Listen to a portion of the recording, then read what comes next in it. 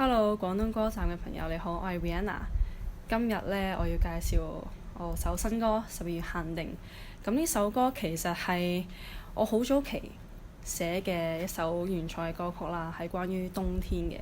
咁成個故事構思就係我虛構出嚟嘅浪漫愛情故事啦。咁其實佢唔關聖誕節事嘅，係圍繞住冬天嘅一首情歌，係一首傷心嘅情歌。咁旋律就係我第一首歌同我一齊共同監製 Be Careful， 同我一齊去負責呢個作詞唔係作曲嘅部分啦。咁作詞呢，就係我一個人去負責嘅。其實呢首歌係編曲做起先嘅，咁我係一個我嘅編曲嘅功課。咁自己練習嘅時候呢，咁我就先哼咗啲旋律。咁我一直都未諗好係寫啲咩內容嘅。咁就嗰一期呢，就落雪，然之後我就俾即係窗外嘅雪景即係震撼到，我就覺得其實呢個編曲嘅風格都幾啱做即係冬天嘅內容，所以我就寫咗冬天情歌嘅故事啦。編曲嘅唔係我同學嚟嘅，係 Be Careful 佢自己御用嘅編曲老師嚟嘅。佢算係我師兄嚟嘅，係同一間學校，但係經朋友介紹嘅。好多好難忘特別經歷㗎，即係第一係語言方面啦，然後文化上面，同埋嗰間學校嘅課程都幾全面嘅。咁其實我呢個課程嘅名稱呢，就叫華語系，即係聲樂咁樣。咁佢係有分爵士系啊，唔知咩系咁樣。咁入邊呢，就教你樂理啦、唱歌跳舞啦、樂器同埋作曲嘅，就表演都有喎。其實咁就係非常全面嘅一間演藝學院。咁入邊其實都有好多明星啊，即係演員啊，或者係幕後嘅人都係喺呢間學校畢業出嚟嘅。咁最難忘嘅時候就係我啱啱入去嗰段時期係疫情，所以我每次去北京呢嘅時候都要隔離。嗰個時候就係我先寫咗個旋律啦，同埋一部分嘅歌詞同埋編曲。咁我就認識咗 Be Careful。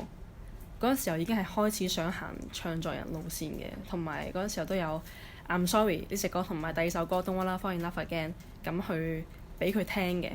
咁當時佢就係覺得 I'm Sorry 同埋12月限定呢首歌佢係最有 feel 最有感覺，所以就同佢一齊合作去完成咯。咁第二首歌呢，就係我自己獨立去完成嘅，就係我嗰陣時候自己一個人喺北京啦，見到個雪景嘅時候，我就俾眼前嘅景色震撼到。同一時間我覺得好寂寞好 lonely， 因為嗰陣時候冇乜朋友喺度，我又唔知可以落雪喎，咁我要做啲咩？我要去邊啊？咁樣咁就同一時間覺得好浪漫嘅，又好 sad 嘅嗰種感覺，又覺得好靚。我覺得係好複雜嘅呢個情感。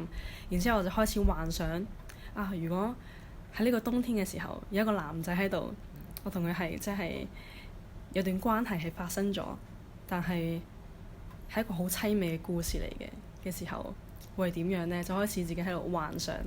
咁其實有個大概概念嘅時候，我都唔知道即係點樣寫嘅，唔知道點樣落筆，因為我覺得應該係要好凄美嘅詞，我係未有呢個親身經歷去寫出嚟啦。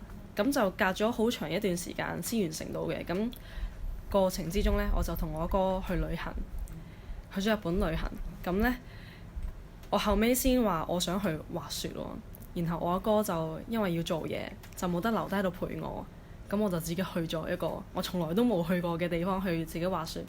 咁嗰度嘅地方又係好靚嘅，即係滿天飛雪啊，又好凍啊，然之後又白雪雪冇人。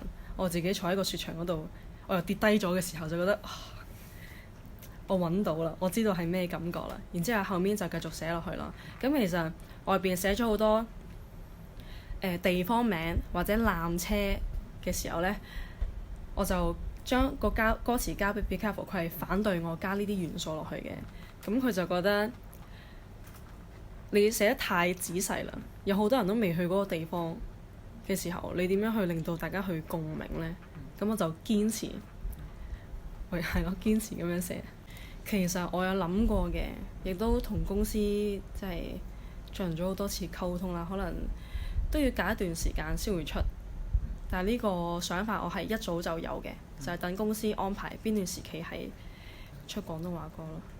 點解我選擇去新疆嗰度拍呢？因為我上網揾邊度有雪景嘅時候，我覺得原來新疆呢笪地方係咁靚嘅雪景。跟住我就係喺呢首歌未正式錄製完成嘅時候，我可能詞都要修改，或者編曲仲係修改緊嘅時候呢，我就覺得唔得啦，我要趕住呢家仲有雪嘅時候，我就要去拍啦。因為我好想快啲係即係嗰一年，即係今年嘅時候就要出。其實我係今年2月嘅時候先去拍攝嘅呢個 MV。咁嗰個時候個編曲仲係修改嘅過程之中啦。然後我就自己喺上網嗰度揾，就係當地嘅攝影師、當地嘅化妝師同埋演員，然之後自己一個人拖住個喼喺北京嗰度出發去新疆呢個地方。咁所有人呢都係第一次見面嘅，但係事前呢就係由大家電話溝通或者 FaceTime 去講解我要做啲乜嘢。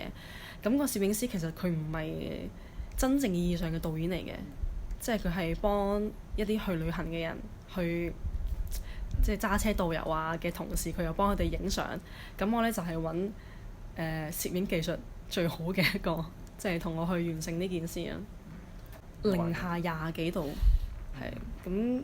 拍攝嘅過程之中，部機都係凍到要熄機，咁都 ready 好晒啦，咁整勁耐，然之後熄咗機，又要再重新上車，等佢暖一暖先，重新開機，然之後再即係衝出去嗱臨拍完之後再翻上車取暖咁樣咯。咁個攝影師其實都幾辛苦嘅，因為佢唔可以戴手套，因為佢要撳嗰啲掣呢。咁佢就我見到佢啲手係乾裂到係又腫又紅咁樣，大部分都係室外。其實好似好長時間咁樣，其實就係我哋每次都要趕住喺某一段時間要去完成呢個拍攝，因為天黑呢就係黑掹掹嘅，所以就係我哋大家凌晨就要出發去揸車去一啲地方，咁就點到點，其實個車程都係好長嘅，起碼都要1-2個鐘起，咁落車呢就要即刻拍。我想觀眾留意嘅當然係嗰度嘅風景啦，我覺得應該唔係好多香港人知道原來新疆係咁靚嘅一個地方，我都非常推薦大家去嗰度玩嘅。同埋如果有機會，我下次都會想再去嗰個地方，因為聽聞嗰度嘅夏天景色都係非常之靚。Hello，大家好，我係今年2025年嘅新人 Rihanna。啱啱我就出咗首新歌，12月限定，希望大家可以支持我首新歌，去 YouTube 睇我嘅 MV 啦，多謝。